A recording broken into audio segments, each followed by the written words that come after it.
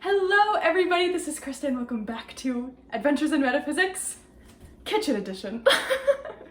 So, I had an idea because this kind of goes in line with my tarot and ADHD videos a little bit. But a big thing that is helpful for people with ADHD is body doubling. And so if you don't know what that is, body doubling basically is when you complete, frustrating or just mundane tasks that seem hard and uninteresting with another person. And for some reason, it just makes it easier to do, basically. I thought it would be really fun to kind of start a little series where I have you all body double with me, so to speak. And while I'm doing, just kind of my day-to-day tasks that aren't always the easiest for me to complete, just the little things that no one really wants to do, but I tend to just let build up, until it gets really frustrating. I thought it'd be fun to kind of do like a body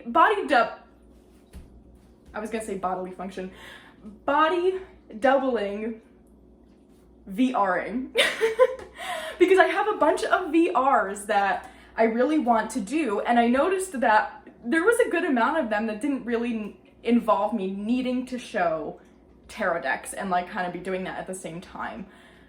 So I thought if one of those popped up, I could bring you all along with me while I had to do something else and do the VR at the same time. So today, I'm cooking meatballs. Because I need to make dinner for myself. And we are also gonna do the Tarot Origins story tag from Joniki over at Catomancy Tarot. And so if you haven't seen this one, this is a really cool tag where she is asking for VRs, or she has a survey you can fill out, so if you don't want to do a video form, where it'll be a whole series of videos that ask you questions that will help with her research. She's researching, oh gosh, I want to get this right. It's how tarot impacts culture. Specifically, she's looking at India and LA and comparing those two, I believe.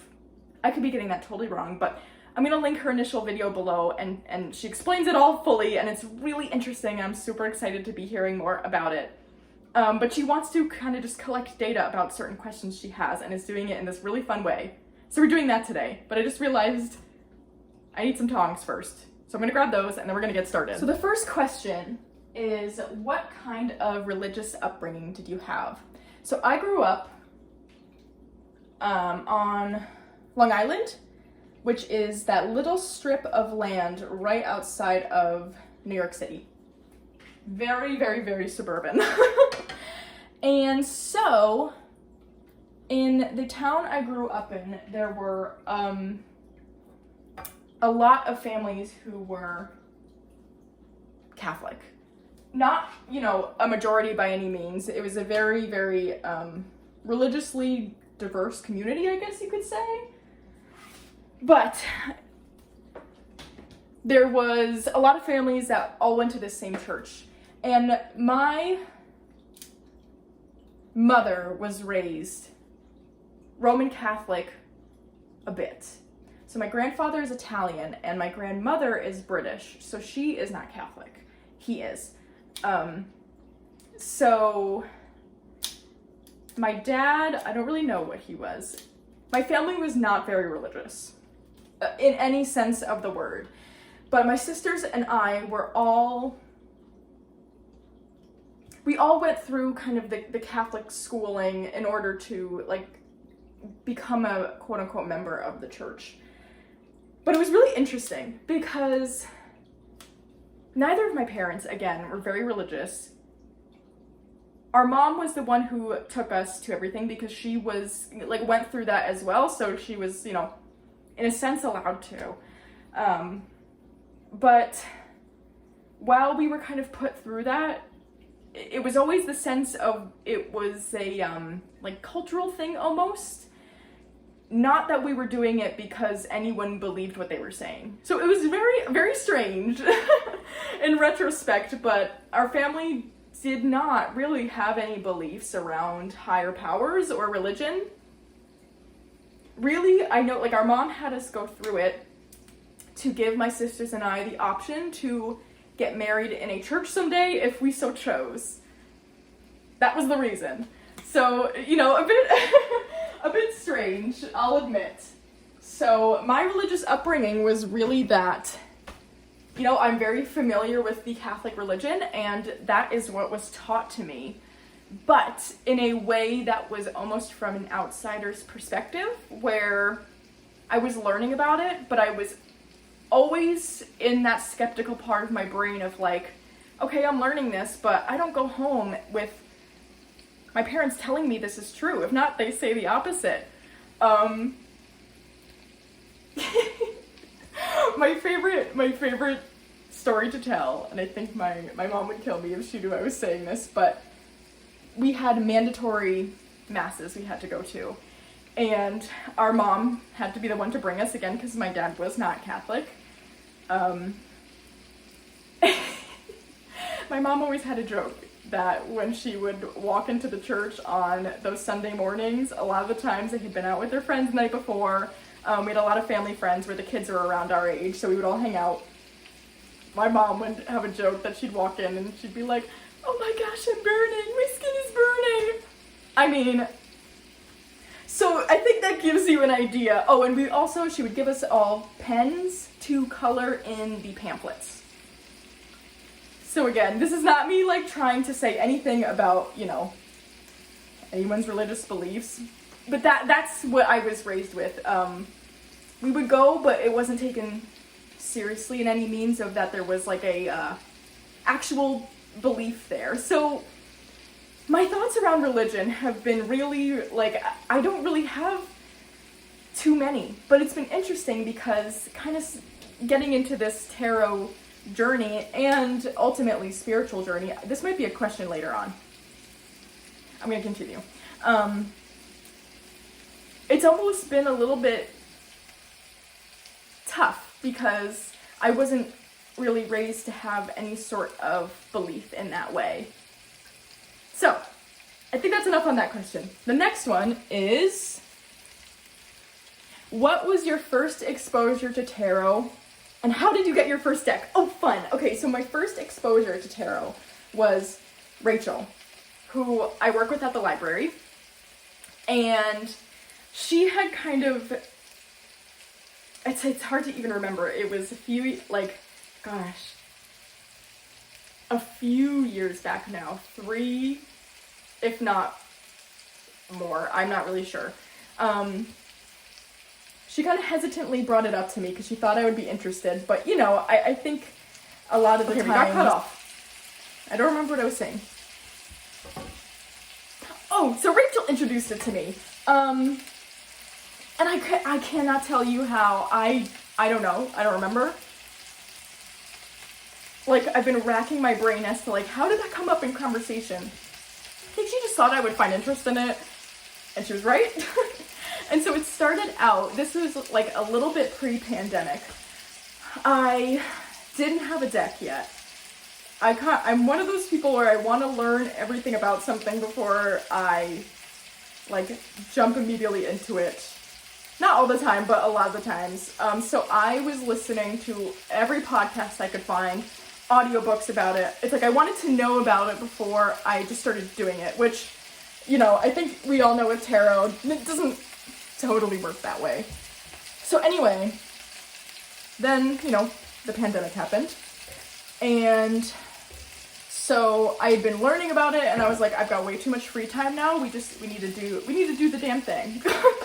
So I ordered from Barnes & Noble or Amazon maybe, the Cat Tarot, which I have talked about many a time. So my first deck ever was the Cat Tarot, but very soon after that I ordered the Jane Austen Tarot, the one that's like available right now, which is a 52 card deck. So that one didn't really stick around long because it was just confusing at the time, because I was trying to learn, like, you know, the Smith-Waite system. 78 cards. So I ended up with just the cat tarot for quite some time. So like I know that deck inside and out because that's really what I learned on. So is that, how did you get your first deck? Yeah, okay, so when did tarot become a more important part of your practice, and when, if ever, did you stop being a skeptic? What was your moment of tarot conversion like? Okay, ooh. So when I first started learning tarot, I didn't really see it as something that was spiritual. I think because it's not really how it was introduced to me, or like the content I was consuming didn't pose it that way, because I was just like learning the meanings of the cards. And so I don't really exactly know how I viewed it. I think I saw it as like a psychological tool in a way.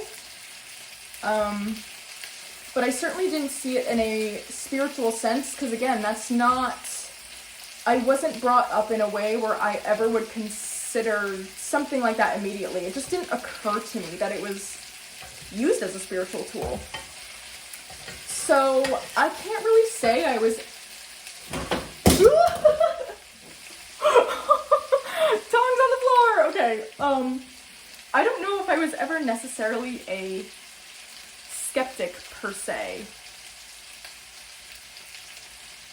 I think tarot is something that it just kind of morphed from me learning about it to me doing readings and having it just make sense. And so tarot, I feel like, is always something I have believed in. Now I really do believe it in a spiritual sense. I think what more took me longer to become accustomed to was the spirituality that I placed around it. If that makes sense. I spent a while kind of battling with my feelings on, deity in any way, or like spirits and angels, because as I mentioned, I grew up just not being told that any of that was real. So I think what really more has morphed is how I use the tarot. But I don't really think I was ever a skeptic. I've always been a big believer in magic in some sense. Since I was a little kid, like, magic just was always something that was real to me.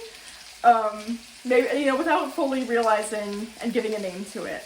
But, so I just kind of remember starting to use tarot and, like, feeling, yeah, of course this, like, can tell me everything about myself and dig into these parts of my brains. Why wouldn't it be able to work that way? And so it's almost like every step of the way, I was questioning the spirituality I was placing around it. But how tarot would fit into it was always like of course that works. I guess it just always made sense to me in that way. I'm hoping that makes sense. But I think that answers that question. So, when did you start reading for others or start to read for clients, and why? Or if not, have you ever thought about it? So I started reading for others pretty immediately because I did it more in a way that I wanted to practice. So I didn't really realize that's what I was doing. But I had a friend that I knew would kind of be open to it, and so I would text her and say, hey, is it okay if I pulled cards for you every day and just sent them to you and interpreted them to what I kind of thought they meant? And she was very on board with it. Again, this was like very prime pandemic era, so any kind of connection was going to be allowed. I think, it would be taken on. So, and then a big way that I learned was because at that point, I lived alone with just my cat, Stevie. And so I would do readings for her with the cat tarot, which is kind of why the cat tarot I keep because I love it. But it has been retired for readings for me because it reads too darn well for Stevie. It's her tarot deck. So that is Stevie's deck now. And I think it's because when I was learning, I would do so many readings for her with that deck. Just in order to learn.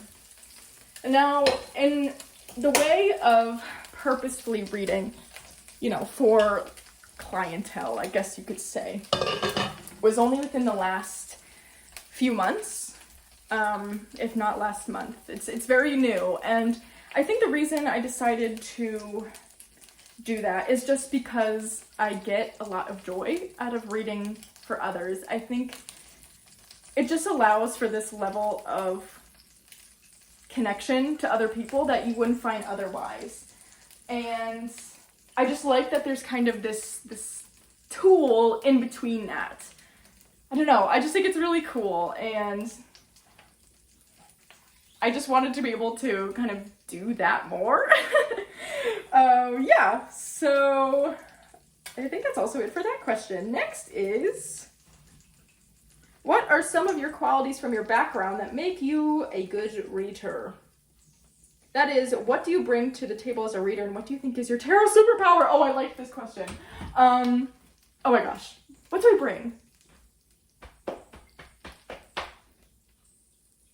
I've always been really good at feeling out people's energies and the energies of the room. Where, I think a lot of us experience that, where you can kind of walk into a room and like, if the vibe is off, the vibe is off, or my friends always laugh because I can say like, how are you? And they'll say like, oh, I'm fine. And like, in a cheery way, and I'm like, you're lying. No, you're not, and I know it, and I'm gonna sit here until you tell me, kind of thing. I've just always been able to do things like that, so I think that is something I bring to the table. But I also feel like I've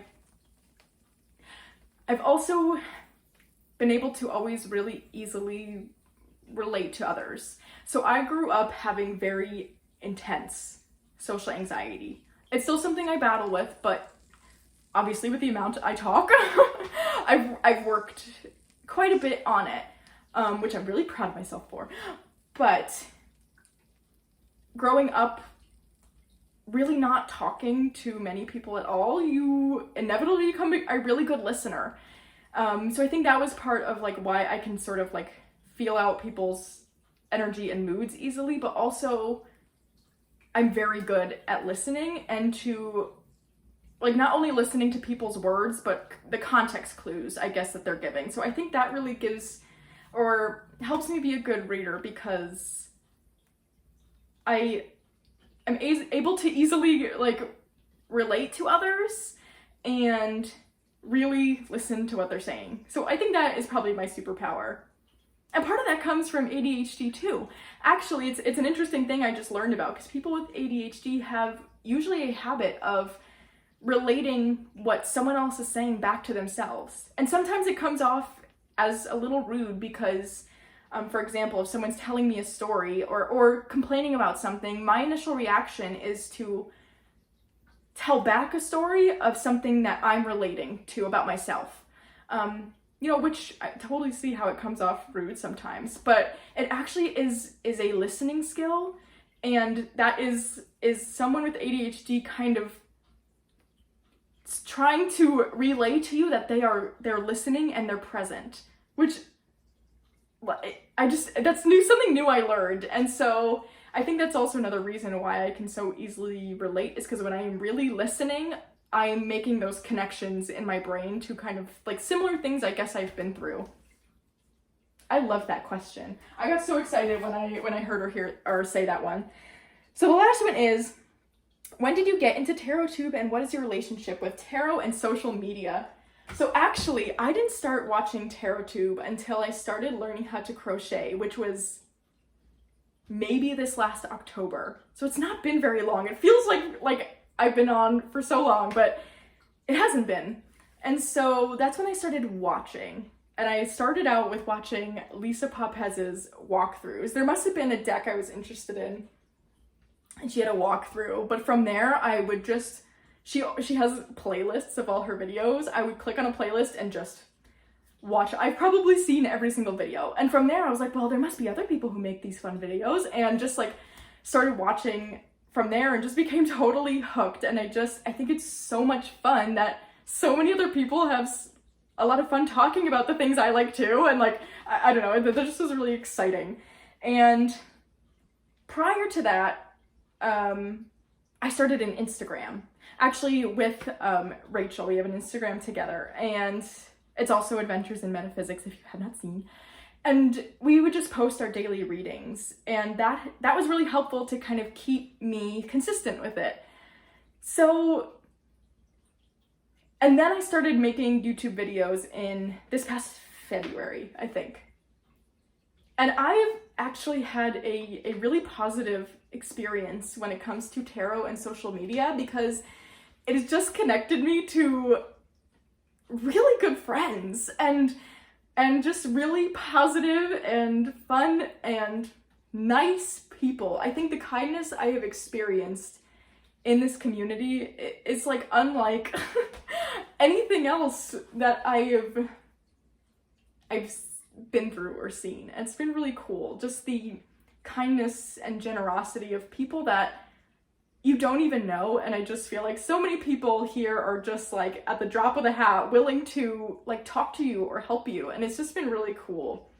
So I've had a really positive experience in that way, and it's also been a really nice outlet of just, you know, sharing my experiences with things and kind of the spiritual journey I've been on with tarot and the things I'm working on with tarot and having fun learning. It's been a good experience. You know, does it sometimes have its downsides? Yes. You know, I'm not going to act like it's all rainbows and sunshines, as much as I like to think things are. You know, it came with needing to like make tough boundaries for myself, and, you know, keep reminding myself, like, we're doing this for fun, like, do not make it a job, we're doing this for fun. Like, so, you know, it comes with those kinds of things, but overall, I just think it's been really cool and positive, and I just met really, really awesome people, so yeah. Anyway, I think that was the last question. I hope I didn't ramble on too long about any of them, so if I did, Joniki, I am sorry. But that was so much fun, and I cannot wait for more of this series and to keep doing this, and I finished making my meatballs. We did it! And in 30 minutes! Oh my gosh, that is record timekeeping. Anyway, I hope you all enjoyed, and having fun and amazing rest of your day.